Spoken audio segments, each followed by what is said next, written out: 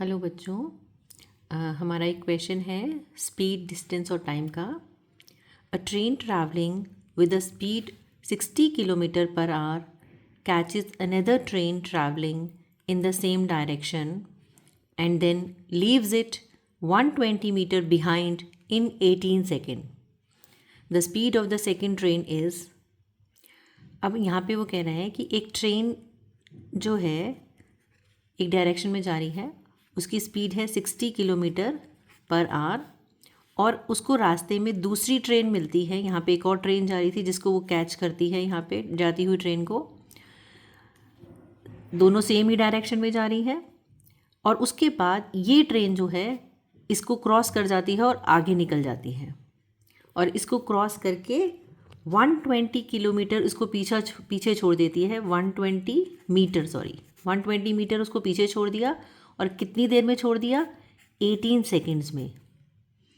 अब आपको बताना है कि ये जो सेकेंड वाली ट्रेन है ये किस स्पीड पे चल रही है, क्योंकि पहले वाली ट्रेन की स्पीड आपको बता रखी है 60 किलोमीटर पर आवर।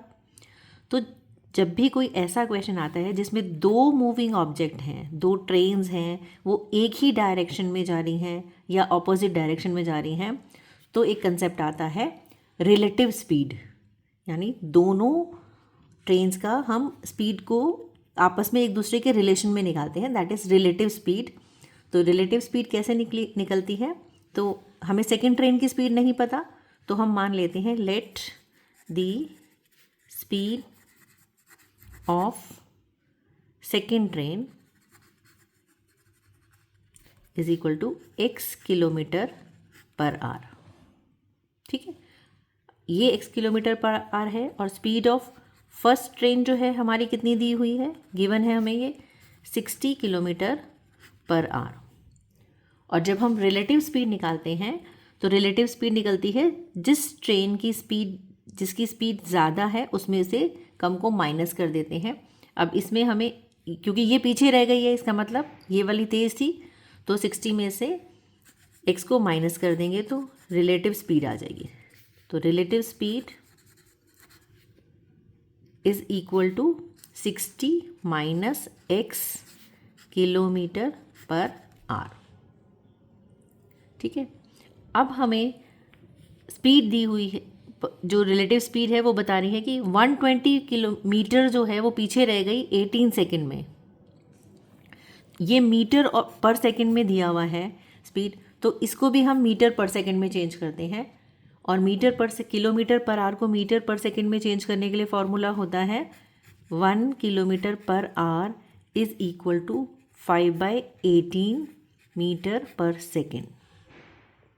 ठीक है, तो 60 minus x kilometre per hour को चेंज करेंगे तो क्या हो जाएगा?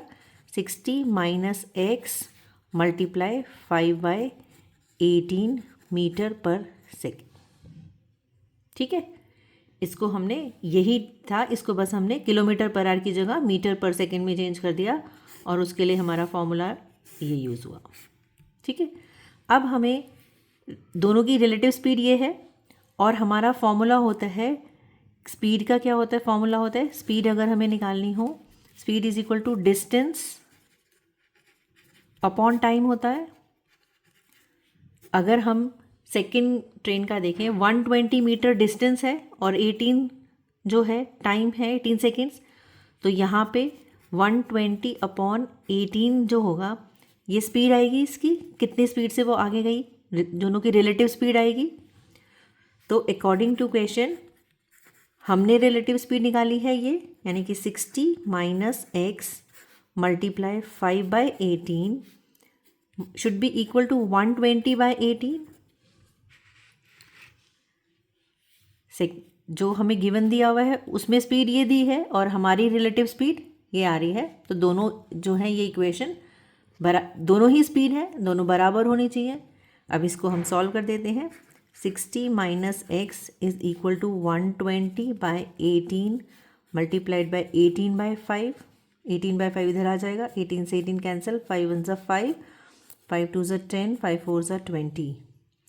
सो ये आ जाएगा 60 minus x is equal to 24 and x is equal to 60 minus 24 is equal to 36 kilometre per our.